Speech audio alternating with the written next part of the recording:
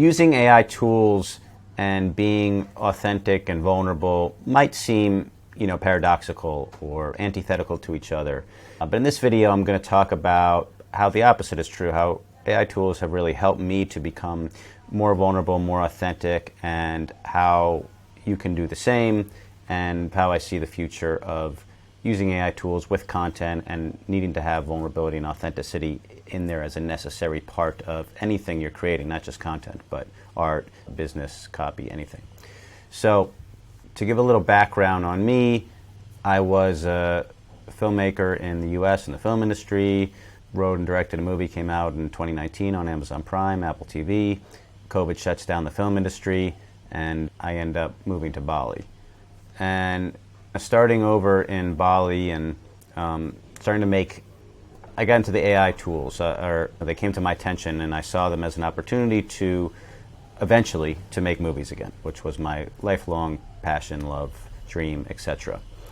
And as I started to use them and experiment with them, and then also see how other people were using them, and to get more specific, obviously, the one that the most people are using is ChatGPT. So that's the one that I saw the most people using. But then also, I'm using the image generators like Midjourney, DALL-E, and making videos with Runway and other tools like that, and seeing what people are making. And seeing that a lot of people are just letting the AI, hold on, I'm getting attacked by a little spider here. A lot of bugs in Bali. Anyway, seeing that a lot of people are using the AI tools basically as replacements, right? They're just putting in a simple prompt to ChatGPT and then copying, pasting what it gives out and using that. I'm getting emails and seeing posts and just that I can tell were written by ChatGPT without much from the human, just copied and pasted. And so this is why I think I'm making this video, because it's the AI does it, then you don't have any vulnerability and authenticity to it, and then it's not really you, it's just the AI. So then a lot of people are resisting using the tools because they're like, yeah, but then it won't be me, it'll just be the AI, and it's just going to be the same crap that it's giving everyone else. And so the key is to do both. The key is to use the tools to quicken your process and maybe expand your process and create things you didn't think you could create, like the videos I'm creating. Look in my YouTube channel in the shorts section, you'll see a bunch of YouTube videos, YouTube shorts that I made with AI tools. Okay, I wouldn't be making those without the AI tools. I couldn't make a little Spider-Man video or Batman video if I didn't have the AI tools. They're making things possible, and then also when I'm using them to write, it's giving me ideas and stuff that I maybe didn't think of, and usually I'll take their idea and spin off it and come up with my own idea that it inspires. Their ideas are not necessarily the best, but because of the process, I'm coming up with stuff that I wouldn't have come up with otherwise. But the key is to keep putting my unique, authentic self, my vulnerable self into the content. Let's use an example of these videos, the one I'm talking to right now, right? Okay, so I'll go through my process. I made, for the first 30 days, I just made videos of me talking. I just came up with a topic of that day and just talked about it for 12, 15, 20 minutes, and no outline, no plan. And that was just a brain dump. So for a month I was just kind of brain dumping because I just wanted to talk about different stuff and see what came out. And I did it for a month every day so that I would make sure to really be a full brain dump. If I just did it for a few hours or something, wouldn't have been as much content, raw material. Then I took the transcripts from those first 30 days, put them into an AI tool. I use Claude, actually. I prefer Claude to ChatGPT for a lot of use cases. And I put into Claude, and I said, okay, now give me a framework. Look at all these transcripts and organize it and outline. Now give me a framework of the content, and then give me topics for the next 30 days of videos. So it did that. And then for each of those videos, I would put in my transcripts of the previous videos and the topic and say, give me an outline. But I would say, give me an outline using my transcripts and make sure it has specifics from my transcripts, because I want it to be a video that only I could make. And then it would make an outline, but it would be based on my material, it would be based on my transcripts, so it would have my ideas, my perspectives, my experiences, stories, etc. on the outline.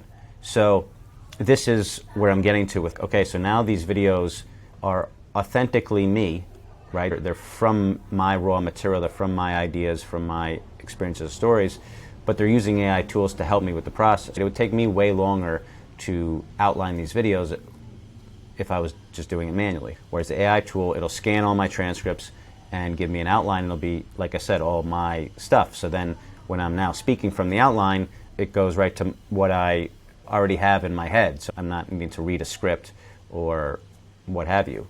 I'm just able to talk about it because it came from me. And so point is that using the AI tools, but this is still an authentic expression. And this is just so vital because everyone in the future, if you want to have a job or a business or whatever, you're going to be using AI tools.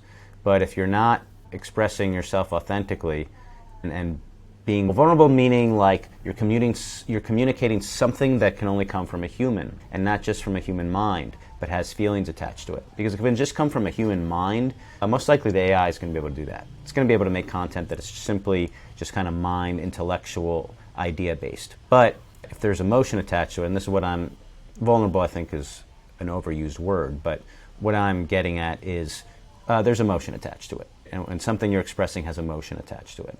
That's being vulnerable, or the way I'm using it in this video. So if you are injecting your emotion into your content or your art, and you're expressing something that is authentic, that you really believe and feel, that is going to separate whatever you're making, your content, your art, from everyone else that's just using AI and not injecting any kind of real human emotion and connection into it.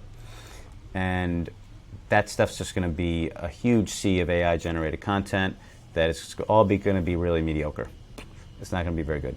It'll be like good in the sense of, wow, an AI could create, that's not bad, but like in terms of something that people are really going to connect with and people are really going to watch, what's going to stand out is what the kind of content I'm talking about is something that has your unique human emotion and connection and deep feeling attached to it.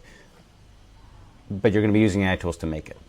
So I'm basically making this video to talk to people that, for one, are resisting using AI tools because they think it won't be them. It'll just be the AI, and it won't be them, and who cares? No, it can be. You just have to inject yourself into it, but you got to use the AI tools because otherwise you're going to get replaced or left behind or made irrelevant by people that are using AI tools, because you're just not going to be able to produce on the same level that they are, just in terms of quantity and quality. They're going to be able to produce quality output much faster than you are if you're not using the AI tools.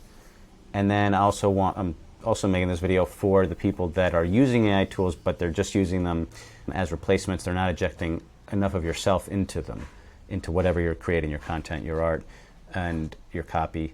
And you're relying too much on the AI tools, and you're also going to be replaced. You're going to be replaced by an AI tool, and you're going to be replaced by an AI. Like you're not going to be necessary because you're not putting enough of yourself in it, so you're not valuable enough to the equation. And so AI will replace you. You won't need you. So I'm speaking to you too. Don't rely too heavily on the AI tools. You have to inject your humanness into it, your own unique creativity and feeling and emotion into it, and keep using the AI tools. But put yourself into it. Otherwise, what do we need you for? AI will do it. So that's basically sums up the video here. But I wanted to, just be using AI tools, but keep injecting your own humanness into it, and keep developing your humanness. And that sounds a bit broad, like keep being a human, but your unique creativity and your unique feelings and emotions. So for example, creativity. Make sure that you are coming up with new ideas on your own also. Don't completely rely on the AI. Come up with your ideas, then give them to the AI and say, hey, do you have any other ideas? That's cool, that's what I do. But if you're not constantly coming up with new ideas, then that muscle will get weak and you won't be so good at it anymore. You won't be so creative anymore. So make sure you're always still coming up with new ideas yourself, and then you can go back and forth with the AI and Claude or ChatGPT and get more ideas. But you got to keep coming up with ideas yourself so you keep that muscle strong. And whatever you're I'm saying ideas, like, this is more based, but whatever your thing is, if you're a visual artist or something, make sure you're continuing to draw or paint or whatever your medium is, even if you're producing content with the AI. The point is just make sure you keep your creative muscle strong. And then in terms of vulnerability and emotion, that's something you can practice with people, obviously, or in your own creation or writing. But it's important that you're considering that you need to put some human emotion and vulnerability and authentic perspectives and feelings into your work. So just be considering that and consider, is this making me feel something? How do I feel about this, whatever you're creating or whatever you're saying, and how can you inject that emotion into it so that the reader or the viewer can feel that too?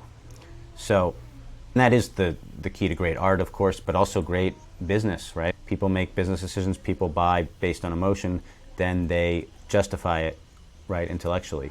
If you can make someone feel something in a business context, you're going to be in a good spot. Think about Nike.